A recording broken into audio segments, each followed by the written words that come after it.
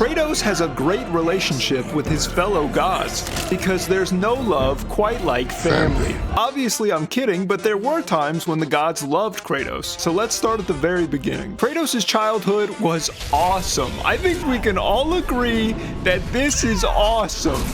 Clearly, Ares was hating from day one, old dumbass god of war. Lava on your head ass, my grandma looking ass.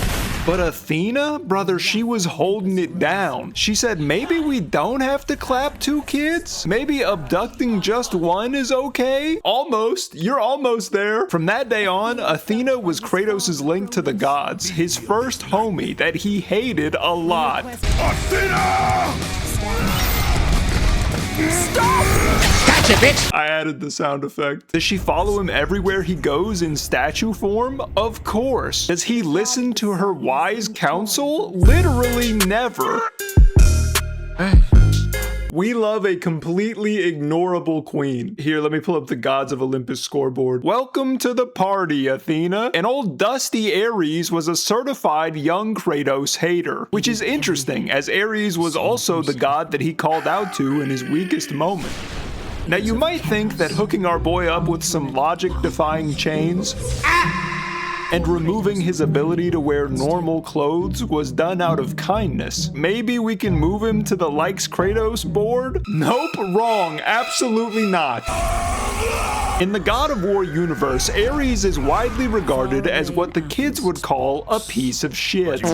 He almost instantly tricks Big K into slaying his own family. All of the gods hate this man for scheming on the throne of Olympus, to the point that they just start power leveling his own servant to use against him.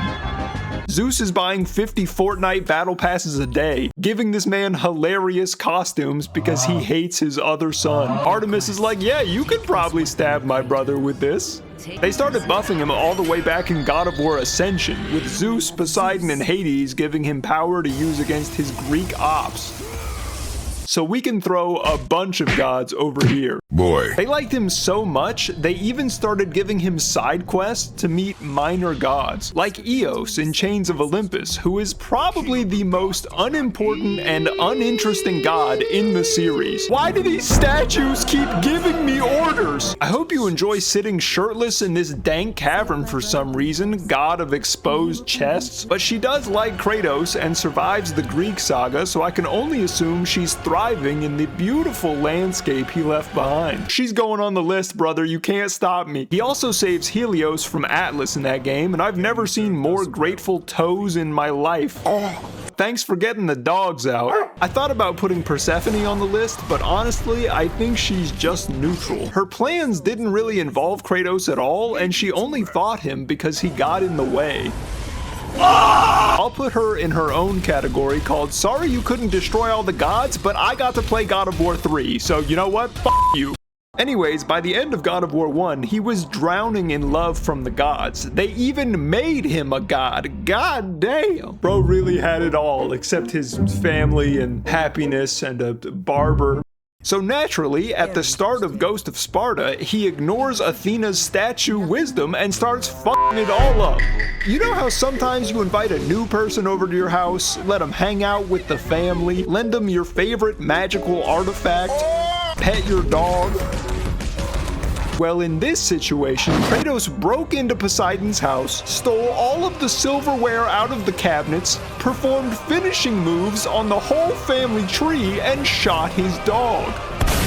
You know how that happens sometimes? If you've never seen Atlantis in God of War, it's because Kratos put it under the ocean, and that's a hard place to go to. I don't blame Poseidon for hating. I mean, Jesus, man, this would make anyone a hater. Zeus wasn't loving it either at this point, but he stayed neutral because he was still in disguise as a useful member of society. That's right, motherfucker. King of Olympus is a fake job. Now, he did piss off 2 more gods in this game, and even though neither of them are even 1% alive at the end, I'll go ahead and put him on the list. This was a particularly tough time for our man here. A lot of sad stuff happens, lots of grudges being held against Olympus, and a terrifying amount of mean mugging. But maybe he can learn to forgive and forget, spend time with his newfound family, and grow into a powerful but relatively pleasant god? That sounds nice, doesn't it? Forget all that shit immediately. It's God of War 2 time and he's pissed. We're beefing with Athena. We're beefing with Athena's giant statue. Zeus shows up, and would you believe it? We're beefing with Zeus. Oh my god, look, Kratos is doing his Ares impression. That's so good, dude. It's like he's really dying. Oh, just gonna drag this right over here. Perfect. This video is technically about gods, but Titans are like giga gods, so let's just do them too. The Titan Gaia is the one who saves Kratos from death and takes over Athena's role of giving Kratos advice that is immediately ignored. But she is most certainly pro-Kratos. Kronos, aka the magnificent forehead, boom, shocks the hell out of him, but in an affectionate way, I think? I don't know, man, it makes him stronger for sure, so he's pro. Hyphen does not like Kratos. Get out of that man's eyeball immediately, oh my god. And finally, there's Atlas, who is pissed off for some reason. Oh shit, hold on, do the Chains of Olympus run back. Okay, so you hit the triangle button and locked him into his new forever job, which, you know, deserved for sure, but now he's gonna crush you.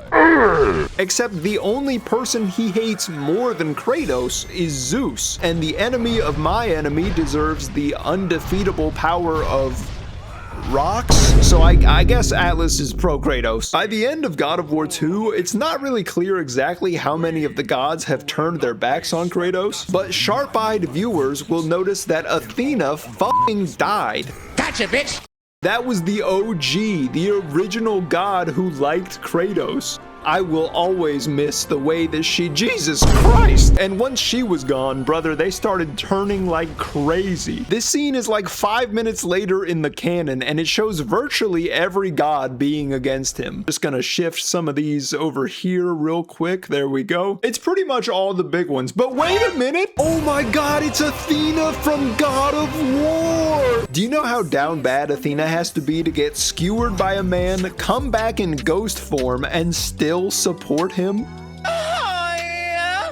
Fellas, you meet a girl like this, you gotta put a ring on her. Definitely do not do this. Skip this part. I repeat, 22 Luke does not approve of sword in the tummy. Somehow, she still likes him. What a queen, dude. You might think God of War 3 was when all the gods turned on Kratos, but that's not true. It's also when all the Titans turned on Kratos for some reason.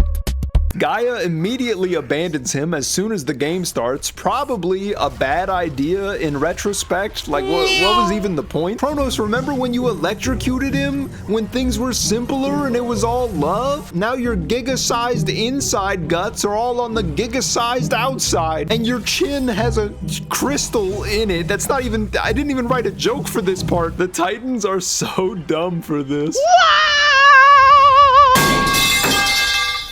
But hold up, there are some last-minute changes to the roster here. Hephaestus is another Olympian beefing with Zeus, and he has a lot of reasons to help the opposition, +1 to the like side. This is a great partnership between outcasts who both firmly believe in the idea of monogamy and fruitful marriage. Let's go ahead and get him off the like side. Yeah, just get him out of here.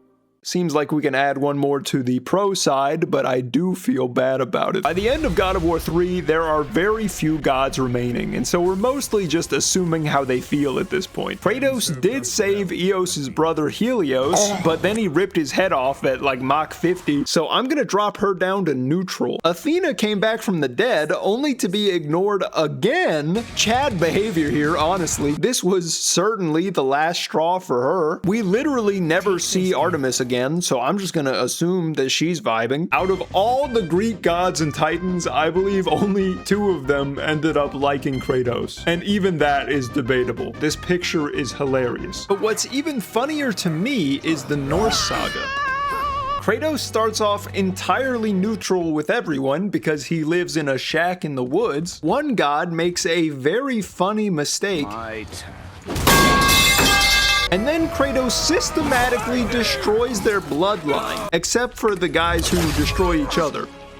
Out of like 10 gods, the only one who likes him is Freya. But not always. Not always. Well, there's the list. Pretty even split, if you ask me. Comment down below if you think there's anything he could have done differently in his life.